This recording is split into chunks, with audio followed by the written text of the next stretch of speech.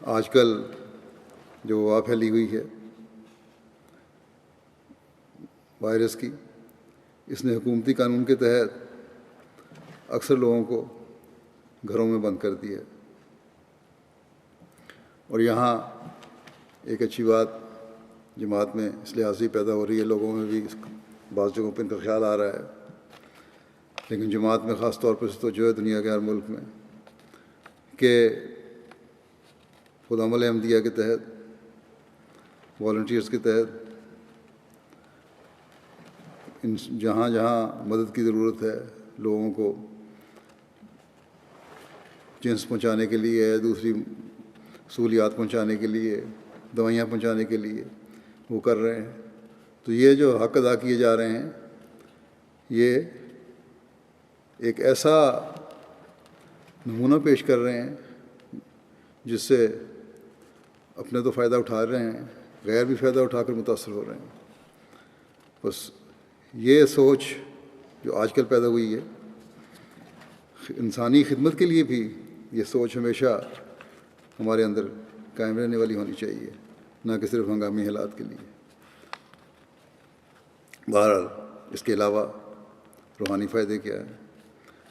لوگ لکھتے ہیں کہ اس وجہ سے ہمارے گھر کا ایک نیا ماحول بن گیا ہے کہ ہم گھروں میں بیٹھ گئے ہیں، نمازیں باجماعت ادا ہوتی ہیں، نمازوں کے بعد مختصر درس و تدریس بھی ہوتا ہے، خطبہ اکٹھے بیٹھ کر سنتے ہیں، اور بعض دوسرے پروگرام MTA پر دیکھتے ہیں۔ اگر یہ لاک ڈاؤن مزید لمبا ہوتا ہے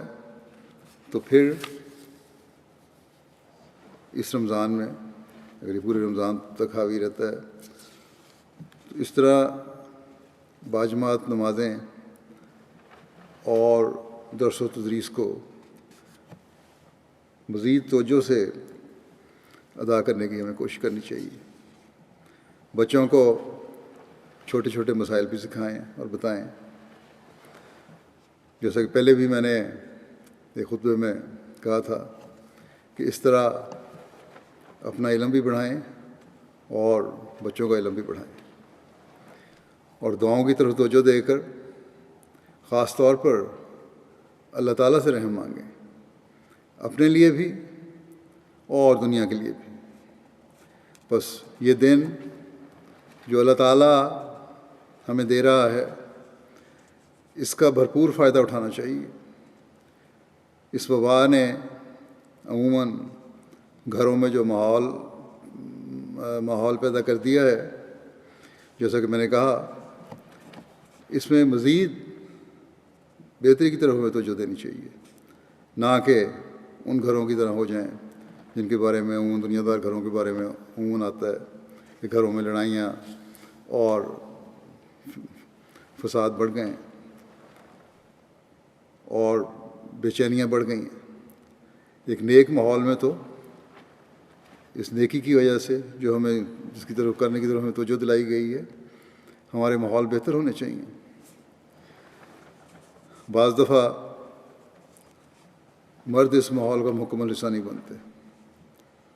جو ایک دینی ماحول گھروں میں پیدا ہو رہا ہے، اور بعض دفعہ عورتیں اپنی ترجیحات مختلف رکھتی ہیں۔ ایسے لوگوں کو یہ ادراک ہی نہیں ہے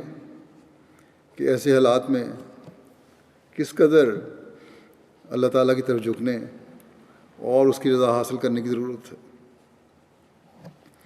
اور یہی وہ وقت ہے جب بچوں کو بھی زیادہ سے زیادہ خدا تعالیٰ کے قریب لایا جا سکتا ہے۔ بس ہمارے گھر کو ان دنوں میں، ہر گھر کو، ہر احمدی گھر کو ان دنوں میں اس طرف بہت توجہ کرنے کی ضرورت ہے، تاکہ ہم زیادہ سے زیادہ خدا تعالیٰ کا پیار جذب کر سکیں اور انجام بخیر ہوں۔ اللہ تعالیٰ